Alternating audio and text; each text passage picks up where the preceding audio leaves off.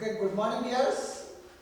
जैसा कि आपको पता है कि हम आपको इस लेक्चर में केमिस्ट्री पढ़ा रहे हैं और यह आज आपका थर्ड लेक्चर है। फर्स्ट और सेकंड लेक्चर में आपने जो जानकारी ली उसका एक छोटा सा रिवीजन आपको बताते हैं। क्या आपका पहला चैप्टर चल रहा है रासायनिक अभिक्रिया एवं समीकरण, तो इसमें हमने आपको बताया था रासायनिक अभिक्रिया होती क्या है, रासायनिक अभिक्रिया में अभिकारक किसे कहते हैं, उत्पाद किसे कहते हैं, दैनिक जीवन में होने वाली रासायनिक अभिक्रियाएं क्या हैं और रासायनिक अभिक्रिया का समीकरण रूप बताया। उसके बाद में आपको हमने ये भी बताया कि समीकरण को संतुलित कैसे करेंगे, असंतुलित समीकरण को कंकाली अभिक्रिया भी कहा जाता है। और फिर आपको हम अब बता रहे हैं रासायनिक अभिक्रिया के प्रकार, और जिसमें आपको हमने संयोजन अभिक्रिया एक बता दिया है और वियोजन अभिक्रिया चल रहा था। हमारा टॉपिक चल रहा था वियोजन अभिक्रिया। वियोजन अभिक्रिया में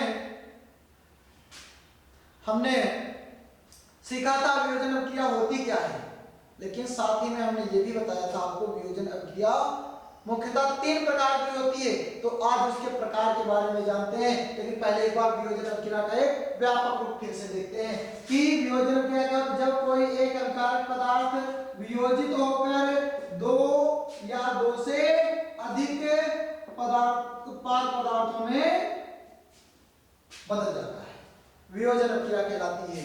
इसी प्रकार से आपको हमने व्यापक समीकरण दी थी और एग्जाम्पल की बात कही थी, तो हम इसके भाग में जानेंगे इसके एग्जाम्पल्स के बारे में।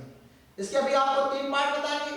अगर आपको बोर्ड पेपर में सिर्फ टिप्पणी लिखने को आती है वियोजन अभिक्रिया पे, तो आप वियोजन अभिक्रिया की जो हमने परिभाषा बताई वो परिभाषा लिख देंगे और कोई सा एग्जाम्पल दे देंगे जो आगे में आपको देने वाला। इस रूप का एग्जाम्पल आप कोई भी दे सकते। अब जब मुख्य बात होगी किसी एक वियोजन अभिक्रिया की, जैसे ऊष्मीय वियोजन, तो आप उसमें ऊष्मीय वियोजन का ही आपको एग्जांपल देना है, 1 बाय 1 करके आपको बताते हैं। चलो स्टार्ट। क्या वियोजन अभिक्रिया आपका टॉपिक चल रहा है। पॉइंट नंबर 2 आपको बता रहे थे वियोजन अभिक्रिया।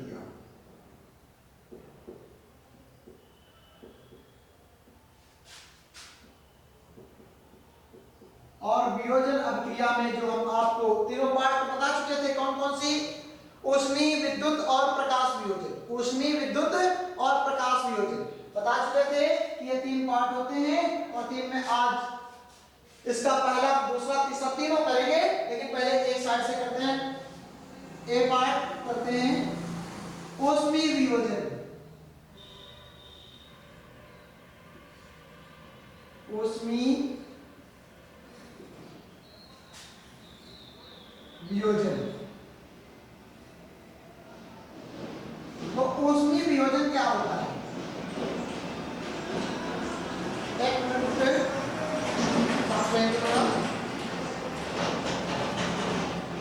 जैसा कि कुछ बच्चों ने कमेंट भी किया, सर बैकग्राउंड आवाज ज्यादा रहती है, इसमें कुछ थोड़ी रहती है।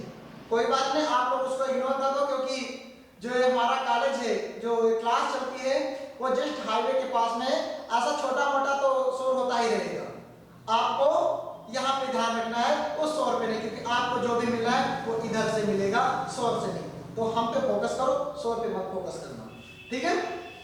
तो वियोजन अभिक्रिया क्या होती है ये आपको बताया, उसमें पहला पार्ट सीख रहे हैं ऊष्मीय वियोजन क्या होती है। वियोजन अभिक्रिया की परिभाषा जरा एक बार याद करिए। क्या, जब कोई अभिकारक पदार्थ, जब कोई एक अभिकारक पदार्थ वियोजित होकर 2 या 2 से अधिक उत्पाद बनाता है, वियोजन अभिक्रिया कहलाती है। अब ऊष्मीय वियोजन अभिक्रिया की परिभाषा देंगे। अभिकार, जब कोई एक अभिकारक पदार्थ ऊष्मा के द्वारा, किसके द्वारा, ऊष्मा के द्वारा कहें, गर्मी के द्वारा कहें, हीट के द्वारा कहें, उत्पाद पदार्थों में वियोजित हो जाता है, ऊष्मीय वियोजन कहलाता है। ये एकदम आपकी एग्जैक्ट परिभाषा है, जरूर नोट करते हैं इसको। जब कोई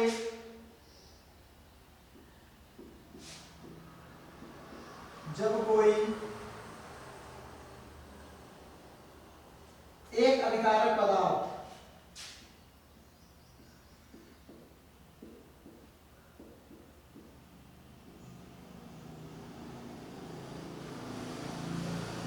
किसके द्वारा, ऊष्मा के द्वारा या गर्मी के द्वारा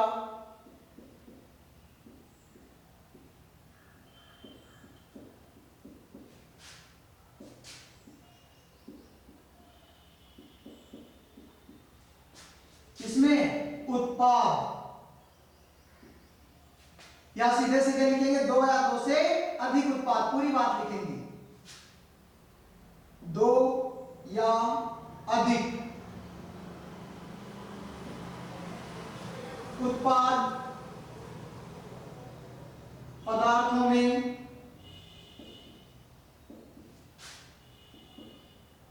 वियोजित हो जाता है।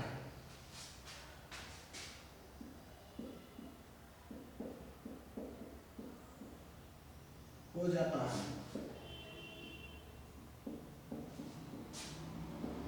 ऊष्मीय वियोजन कहलाता है।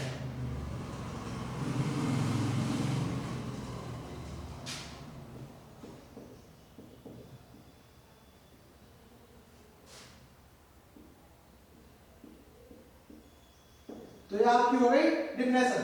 क्या जब कोई एक अभिकारक पदार्थ 2 या 2 से अधिक उत्पाद पदार्थों में वियोजित हो जाता है तो ऊष्मीय वियोजन कहलाता है।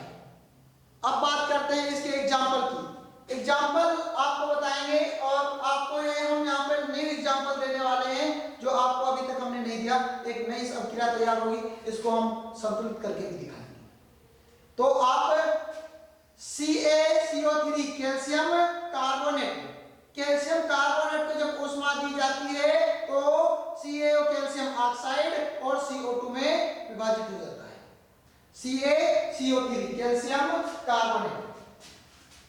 एग्जाम्पल की बात करें, क्या CaCO3 कैल्शियम कार्बोनेट, इसको क्या किया जाएगा, ऊष्मा जब दी जाएगी, ऊष्मा दी जाएगी तो किसमें CaO calcium oxide plus carbon dioxide, calcium oxide और कार्बन डाइऑक्साइड में वियोजित हो जाएगा। अब बात कर लेते हैं इसके संतुलन की। तो एक Ca, इधर भी एक Ca, इधर एक Ca, एक Ca और इधर एक 3 O है, तो 2 और 1 3 O है। यह अभिक्रिया संतुलित है। ये कैल्शियम होता है Ca, C कार्बन होता है, O ऑक्सीजन होता है। Ca प्रतीक है आपका कैल्शियम। देखो जिनको नहीं याद है वो इन प्रतीकों को लिख लिया करेंगे। क्या आपका Ca जो Ca है वो क्या है, कैल्शियम, और C कार्बन और O ऑक्सीजन, इस प्रकार से। तो अब बात करते हैं, हमने ये भी कहा था कि समीकरण रूप जब लिखते हैं तो इसकी अवस्था भी दर्शाते हैं। तो कैल्शियम कार्बोनेट सॉलिड होता है, कैल्शियम ऑक्साइड भी सॉलिड होता है, लेकिन CO2 आप जानते हो गैस होती है। ये तो सॉलिड है, ये भी सॉलिड है और ये गैस है। बस हो गया आपका एग्जाम्पल। अतिरिक्त एग्जाम्पल आपको भी कराएंगे, लेकिन यहाँ पर हम आपको एक एग्जाम्पल देने वाले हैं ताकि आपको कोई दिक्कत ना जाए। मेन बात है आपको एक एग्जाम्पल पढ़ाएंगे तो आपको दिक्कत नहीं जाएगी। और भी उसमें अब किरा का एग्जाम्पल है वो आपको हम एक्सरसाइज कराएंगे, तब कराएंगे। इसका एक्सरसाइज भी आएगा बहुत ही जल्द। पहले चैप्टर कंप्लीट करते हैं। तो ये हो गया आपका पहला, वह जब कोई एक अभिकारक पदार्थ ऊष्मा के द्वारा 2 या 2 अधिक उत्पाद पदार्थों में वियोजित हो जाता है, ऊष्मीय वियोजन कहते हैं। ठीक है, बात करते हैं इसके नेक्स्ट की। तो नेक्स्ट पॉइंट आप जानोगे नंबर बी, क्या वैद्युत वियोजन। दूसरा हमने क्या बताया था, वैद्युत वियोजन।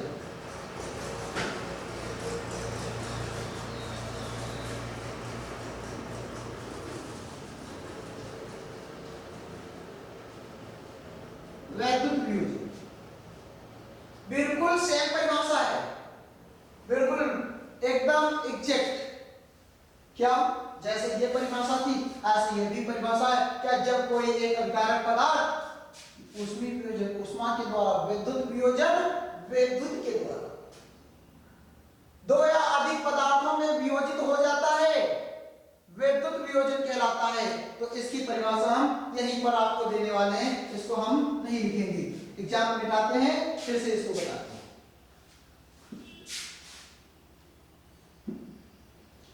बी पॉइंट क्या, विद्युत वियोजन। वैद्युत वियोजन जब कोई एक अधिकारक पदार्थ विद्युत के द्वारा, किसके द्वारा, विद्युत ऊर्जा के द्वारा, विद्युत ऊर्जा के द्वारा दो या अधिक उत्पाद पदार्थों में वियोजित हो जाता है, कौन सा, विद्युत वियोजन कहलाता है, कहते हैं, क्या कहते हैं, वैद्युत वियोजन। बिल्कुल परिभाषा नहीं बदली, सिर्फ नाम बदल गया, एग्जाम्पल बदल देंगे, बस हो जाएगा काम, इतना। एक परिभाषा याद रखो, सिर्फ नाम चेंज कर दे। ऊष्मा था, ऊष्मी था, तो ऊष्मा के द्वारा, विद्युत है तो विद्युत के द्वारा, प्रकाश सी होगा तो प्रकाश के द्वारा, एग्जाम्पल बाकी याद कर, ठीक है। तो बात करें इसके एग्जाम्पल की, तो जल, क्या, जल, H2O, H2O किसके द्वारा, वैद्युत ऊर्जा के द्वारा,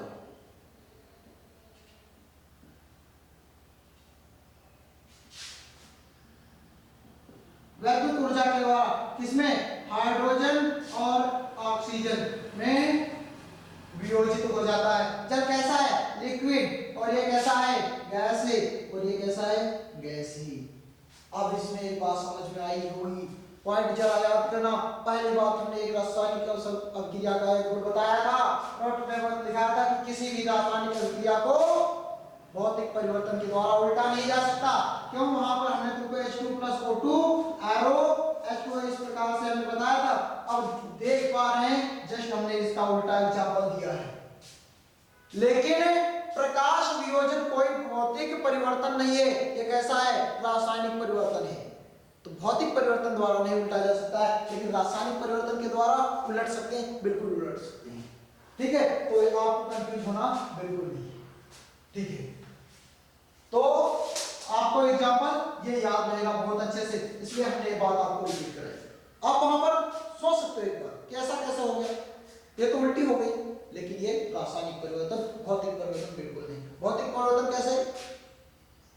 कैसे होते हैं, संघनन, वाष्पन, द्रवण, ये सब भौतिक परिवर्तन है, आपको बताए, ठीक है। आपने 9th में भी सीखे हैं, ठीक है। नहीं सीखे हैं तो प्लेलिस्ट में जाओ, 9th का वीडियो देखो, आपको समझ में आएगा, ठीक है। बात करते हैं आप थर्ड की।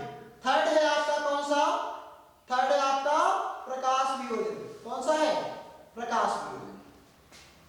तो प्रकाशीय वियोजन इसी वीक में बता देते हैं, बिल्कुल भाई, एग्जांपल चेंज करेंगे और नाम चेंज करेंगे। किसके द्वारा होगा, प्रकाश के द्वारा, प्रकाश के द्वारा वियोजित हो रहा होगा। चलो देखते हैं प्रकाशीय वियोजन, point number C, point number C, प्रकाशीय वियोजन।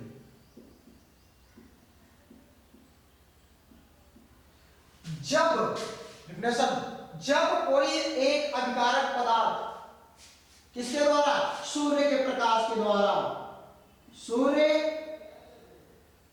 के प्रकाश के द्वारा दो या अधिक उत्पाद पदार्थों में वियोजित हो जाता है, प्रकाशीय वियोजन कहते हैं। क्या, प्रकाशीय वियोजन कहते हैं। आपको एक ही परिभाषा में हमने तीनों परिभाषाएं आपको हमने बता दी, ये प्रकाशीय वियोजन है। इसके एग्जाम्पल की बात करें तो silver chloride, silver chloride AgCl इसका सूत्र होता है, AgCl इसका सूत्र होता है, silver chloride. Example AgCl, silver chloride, सूत्र याद रखोगे। Ag किसका प्रतीक है, सिल्वर का, और Cl किसका प्रतीक है, क्लोरीन का। किसके द्वारा, सूर्य के प्रकाश के द्वारा।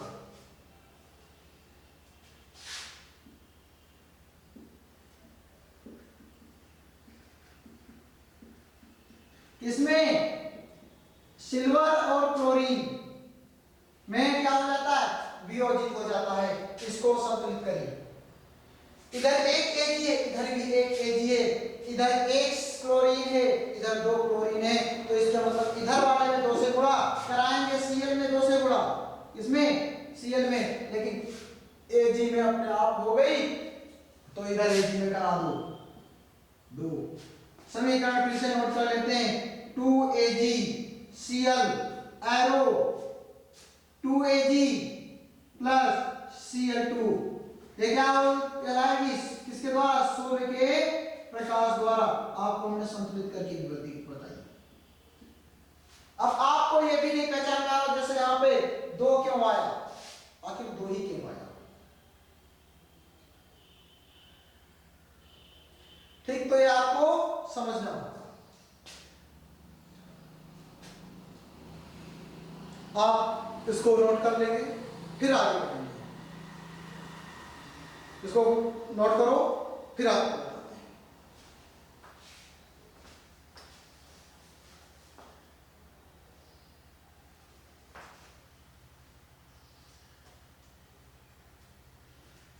ठीक है, आई होप आपने कर लिया होगा, नहीं किया तो स्क्रीनशॉट लो। और आपको एक बात और बता दूं, आप लोग स्क्रीनशॉट ले लेते हो, ठीक है, लेकिन स्क्रीनशॉट से ही काम क्या चल जाएगा, हो गया पूरा, हमारे हिसाब से कुछ सही नहीं लगा, कुछ तो सही नहीं लगा। क्यों, आप स्क्रीनशॉट ले लेते हो, उसको रख लेते हो, तो बेहतर होगा कि आप लोग नोट्स बनाते चलें।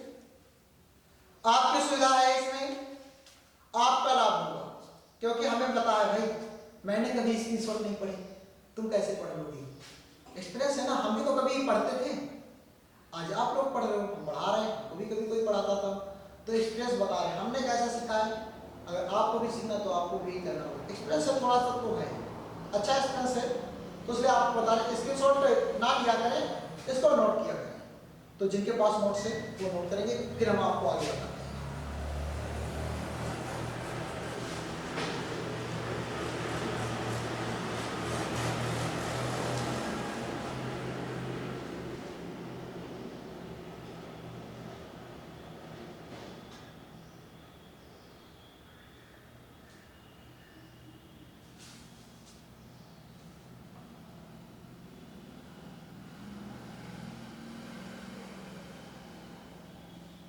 ठीक है, क्योंकि नोट करने में बच्चों टाइम नहीं लगता है, ये आपको भी पता है, हमें भी पता है, नोट करने में कोई टाइम नहीं लगता है।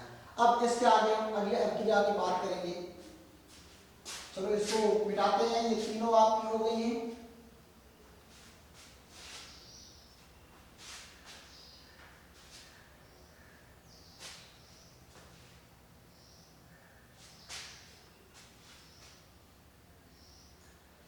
अब हम बात करेंगे तीसरी अवक्रिया की, रासायनिक अवक्रियाओं के प्रकार में तीसरी अवक्रिया की बात करेंगे। और तीसरी अवक्रिया देखो, हो सकता है जिस प्रकार से हम आपको बता रहे हैं आपकी किताब में आगे पीछे मिले, लेकिन है तो यही, तो ये मत सोचना कि नहीं ये छूट गया, सभी बता देंगे जितनी आपके बुक में है। तो अगली जो हम स्टार्ट करते हैं, विस्थापन अवक्रिया, पॉइंट नंबर 3 देखेंगे, विस्थापन अवक्रिया।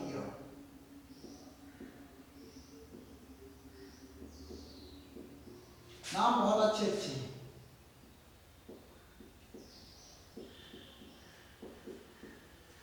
नाम का अर्थ निकालो और परिभाषा तैयार हो जाती है। नाम का अर्थ निकालो और परिभाषा आपकी तैयार हो जाती है। वियोजन मतलब कुछ तो होगा जो वियोजित हो रहा होगा, ऐसा कुछ तो होगा जो वियोजित हो रहा होगा। नोट करो, हेडिंग डालो, फिर बताते हैं।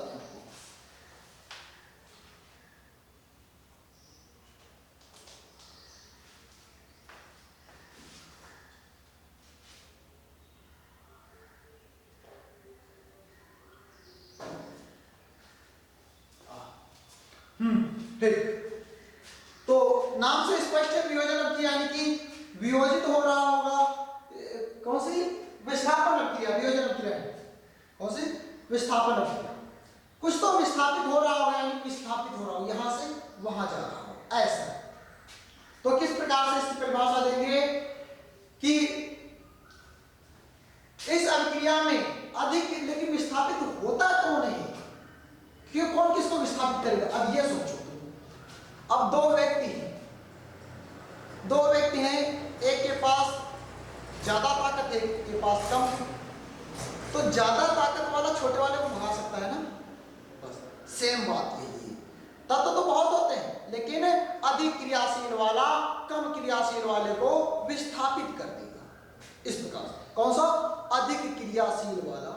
कम क्रियाशील वाले पदार्थ को विस्थापित कर देता है और विस्थापित करके उत्पाद पदार्थ का निर्माण करेगा। तो इस प्रकार से हम इसकी परिभाषा देंगे। क्या इस अभिक्रिया में अधिक क्रियाशील तत्व कम क्रियाशील तत्व को क्या कर देता है, विस्थापित कर देता है। कहां से, जो उसका हमने यौगिक लिया है, यौगिक से विस्थापित कर देता है और उस तब क्या करता है, उत्पाद पदार्थ का निर्माण करता है। अच्छे से डिफिनेशन देखो।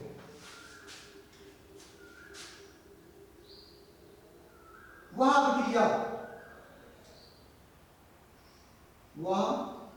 अभिक्रिया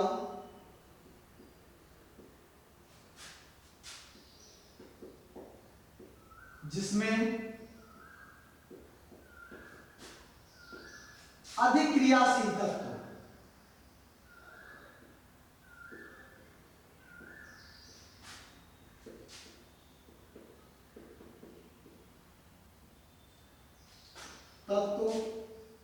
कम क्रियाशील वाले तत्व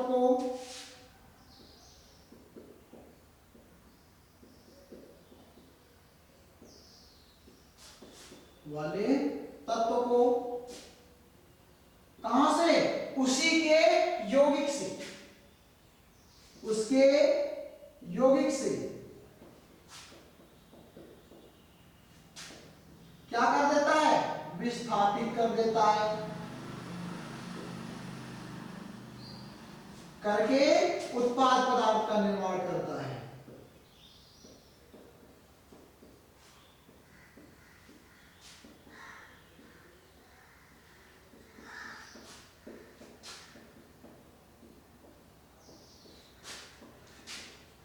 क्या कहलाती है, विस्थापन अभिक्रिया कहलाती है। क्या विस्थापन अभिक्रिया कहलाती है। बहुत अच्छे से देखो, ये परिभाषा आपको याद होनी चाहिए, इन्हीं पर टिप्पणी आती है बोर्ड में।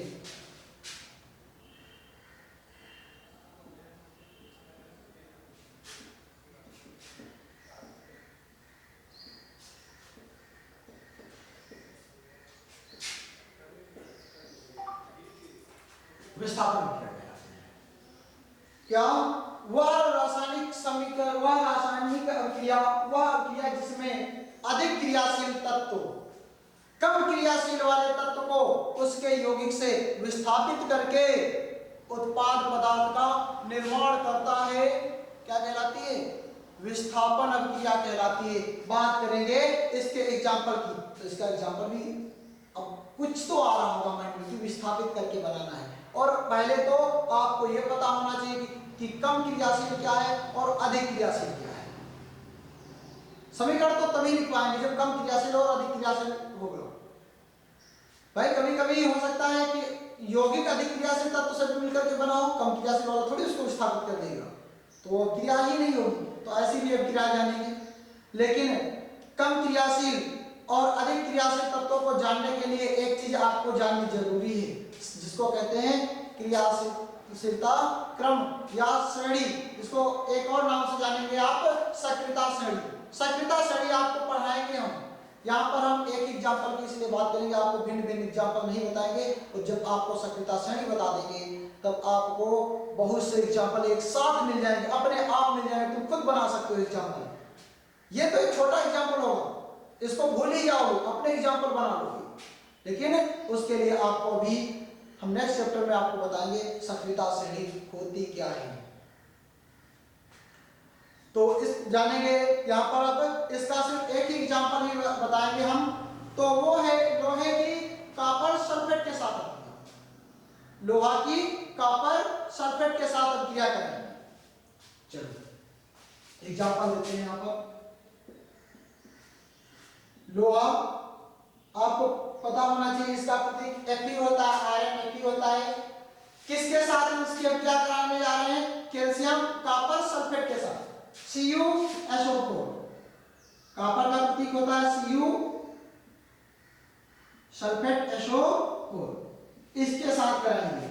अब आपको इसमें पहचान बता दें, कैसे पहचानेंगे कि ये अधिक क्रियाशील है और ये कम क्रियाशील है। तो आपको बता दें, लोहे पर जल्दी जंग लग जाएगी और कॉपर में बाद पे लगती है, और जिसको जल्दी जंग लग जाती है यानी कोई जल्दी क्रिया कर रहा है तो अधिक क्रियाशील हुआ ना। कॉपर अधिक दिनों में उस पर नहीं जंग लगती है, ठीक है, अधिक दिनों में उस पर उसके ही ऑक्साइड की परत चढ़ती है, लेकिन लोहे के ऑक्साइड पर बहुत जल्दी जम जाती है, इसको जंग कहते हैं, जंग का लगना, ठीक है। यही तो एक दैनिक जीवन में होने वाली अभिक्रिया है। तो इसकी अब क्या कराएंगे, बनेगा क्या, फेरस सल्फेट बन जाएगा, क्या, कॉपर को विक्षेपित कर देगा, प्रतिस्थापित कर देगा, विस्थापित कर देगा। तो कॉपर को विस्थापित कर देगा इस प्रकार से, देखो FeSO4 फेरस सल्फेट बनेगा, FeSO4 प्लस कॉपर को विक्षेपित कर देगा, फेरस सल्फेट बनाएगा और कॉपर आपका निकल जाएगा। बात करें इसके, अब ये क्रिया संतुलित है या नहीं, तो एक Fe इधर है, एक Fe इधर है, एक SO4 है, एक SO4 है, एक Cu है, एक Cu होता है कॉपर, SO4 सल्फेट और Fe लोहा। लोहा किस रूप में पाया जाता है, सॉलिड होता है, आपको लोहा तो बहुत अच्छे से पता है। कॉपर सल्फेट एक्वस होता है और फेरस सल्फेट आपका एक्वस होता है और कॉपर आपका सॉलिड होता है, ये सॉलिड होता है, ठीक। इस प्रकार से हम इसका एग्जांपल कर लेंगे। ये आपका तीसरा था विस्थापन क्रिया, वह क्रिया जिसमें अधिक क्रियाशील तत्व कम क्रियाशील वाले तत्व को उसके यौगिक से विस्थापित कर देता है, क्या कहलाती है, विस्थापन क्रिया कहलाती है। Example Fe plus CuSO4 arrow FeSO4 plus Cu, note कर लेंगे इसको, फिर आगे बताते हैं।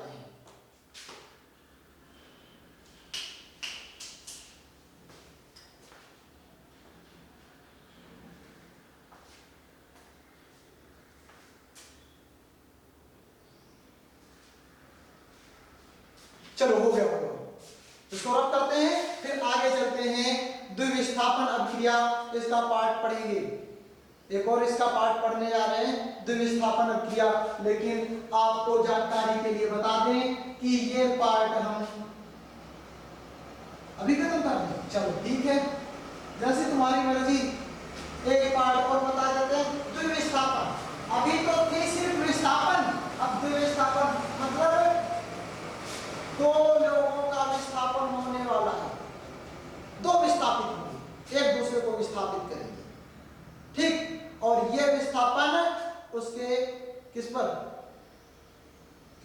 संयोजकता पर निर्भर करेगा, संयोजकता के आधार पर वो विस्थापित करेंगे और इसलिए इसको कहेंगे द्विविस्थापन क्रिया। पॉइंट नंबर 4,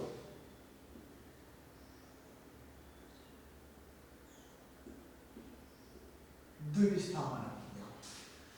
अब आपको शब्द से पता चल गया कि दो लोगों का विस्थापन हो रहा होगा। तो इस अभिक्रिया में क्या होता है, जो उत्पाद पदार्थ बनने वाला है, जो उत्पाद पदार्थ का निर्माण होता है, वो यौगिक के बीच आयनों के आदान प्रदान से होता है, यौगिक के बीच आयनों के आदान प्रदान से होता है। अब किस तत्व पर की संयोजकता क्या होती है, ये आपको जानना जरूरी है। तो आप इस तत्व की संयोजकता को जानने के लिए आप प्लेलिस्ट में जाकर 9 के वीडियो को देखेंगे, 9 के वीडियो को देखेंगे, अन्यथा आप हमसे कहेंगे कि इस पर फिर से एक नया वीडियो बनाया जाए, तो हम आपको नया वीडियो बना करके फिर से एक संयोजकता पर देंगे। नया वीडियो थोड़ा तरीका अलग होगा, क्योंकि हर चीज हर बार जब भी बताते हैं ना तो कुछ नया ही तो बताएंगे। तो पढ़ रहे हैं द्विविस्थापन अभिक्रिया। इस अभिक्रिया में उत्पाद पदार्थ का निर्माण, क्या वह अभिक्रिया जिसमें उत्पाद पदार्थ का निर्माण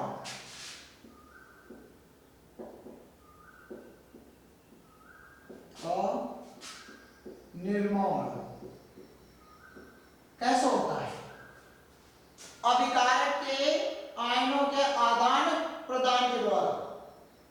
या हम ये कह सकते हैं दो यौगिकों के बीच आयनों के आदान प्रदान से होता है। दो यौगिकों के बीच आयनों के आदान प्रदान से होता है। आयनों के आदान प्रदान से होता है। दो हुए ना द्विविस्थापन, यानी कि दो लोग विस्थापन हो रहे हैं, लेकिन किसके द्वारा? आयनों के द्वारा। आयनों के आदान प्रदान द्वारा होता है।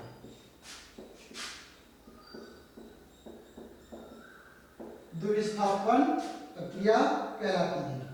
कौन सी कहलाती है? द्विविस्थापन प्रक्रिया कहलाती है।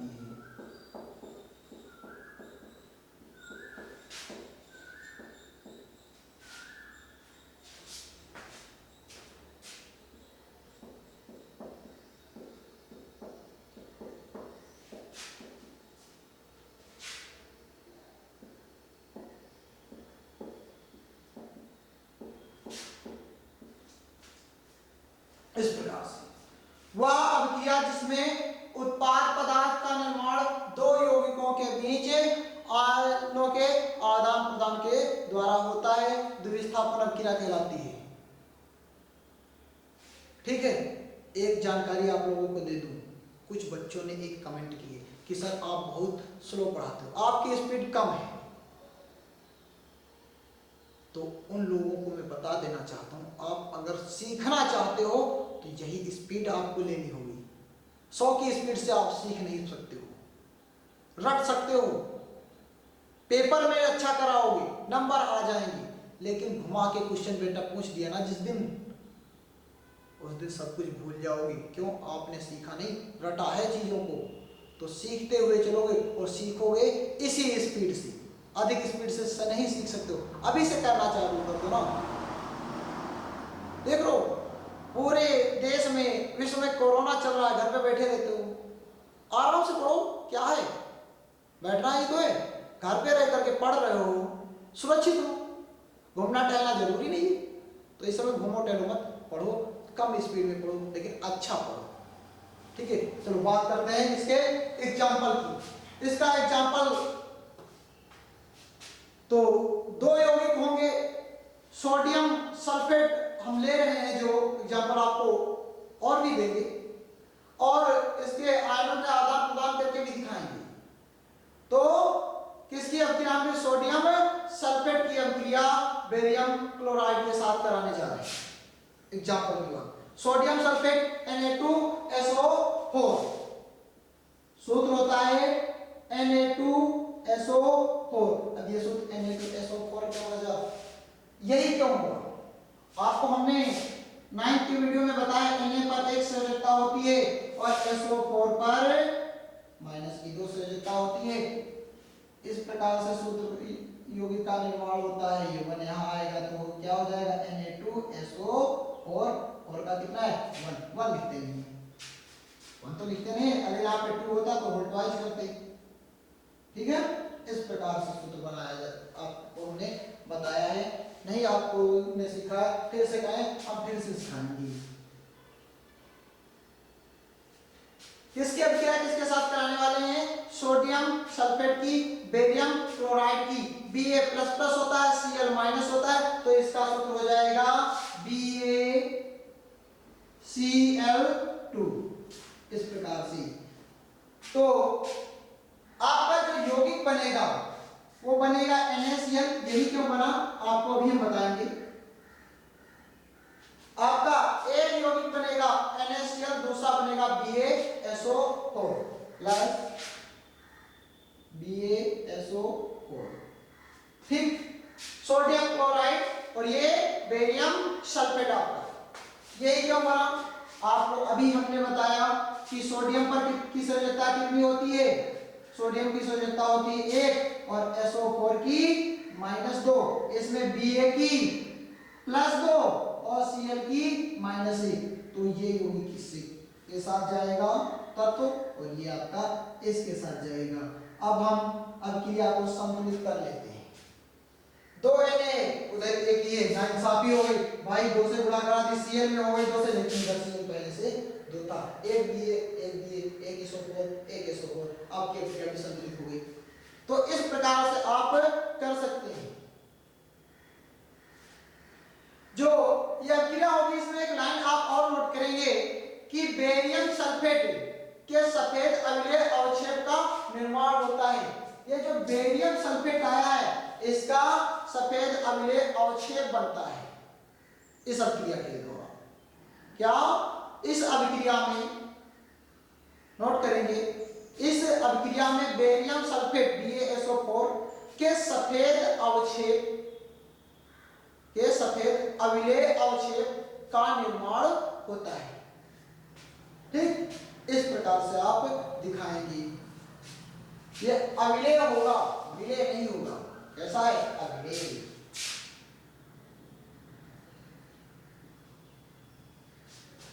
क्योंकि इसके जो विलेय मतलब जो जल में विलुप्त हो जाए, अम्लीय मतलब जो जल से में विलेय जो जल से क्रिया ना करे, वो आपका अम्लीय कहलाएगा। तो विलेय अम्लीय भी आप समझ चुके हैं। ये क्या है?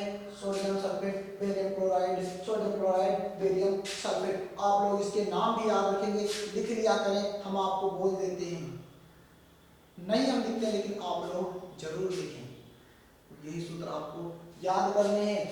और याद क्या करना है, आप लोग को तो हम खुद याद करा देंगे, ट्रिक से याद कराएंगे आपको। इस तरीके से बिल्कुल नहीं आता है। जैसे हमने ये बताया बेरियम क्लोराइड कैसे आया, सोडियम सल्फेट कैसे बना, यही क्यों बना, आपको पूरा बताएंगे। ठीक है, आज का वीडियो यहीं तक रखते हैं। और अधिक पार्टों के बारे में हम 4 तक पढ़ चुके हैं। जो भी इसके रासायनिक क्रिया के भाग हैं, प्रकार हैं, उनको अब पार्ट 4 में करेंगे। पार्ट 3 में आपको यहीं तक करते हैं। लेकिन आप लोग एक काम बिल्कुल नहीं कर रहे हैं, हम आपको पढ़ा रहे हैं। बिल्कुल फ्री में मत पढ़ो। फ्री में पढ़ रहे हो तो बिल्कुल फ्री में मत पढ़ो। अभी तो स्टार्ट है, शुरुआत हमने किया है तुम्हारे कहने से। आप इसको बढ़ा करके आगे तक ले जाएंगे। मतलब मैंने कहा अपने सभी जो तुम्हारे जो भी स्कूल के दोस्त हैं, फ्रेंड, उनको सबको शेयर करेंगे और उनको सबको सीखने का एक मौका देंगे। क्यों? हम भाई सबको नहीं भेज सकते, तो हमने आपको यहाँ पे पढ़ा दिया। अब दूसरी क्लास भी हमको पढ़ानी होगी। ठीक है, तो समय के मुताबिक आप देख रहे हो, कुछ नहीं, एक लाइक करो और एक शेयर करो, बस इतना ही चाहिए। आपसे कोई शुल्क नहीं। फ्री के वीडियो डाउनलोड भी कर सकते हो, सारी परमिशंस मैंने अलाउ कर रखी है, सब कुछ कर सकते हो इसका। ठीक है, तो अधिक से अधिक जानने के लिए आप हमारे YouTube चैनल से जुड़े रहें। और हमारे ग्रुप से भी अगर जुड़ना है तो हमको कमेंट में बताएं, तो हम आपको अपने WhatsApp ग्रुप से भी जोड़ देंगे। आप हमको कमेंट में अपना नंबर दें तो हम आपको जोड़ देंगे। ठीक है, इसके लिए आपको यहाँ पे नंबर नहीं दिया जाएगा कि आप मेरे को कॉल करके कहें। आप कमेंट में नंबर दें, हम आपको जोड़ सकते हैं, या कमेंट में कहेंगे तो भी हम आपको जोड़ देंगे। ठीक है, बने रहें हमारे साथ। धन्यवाद।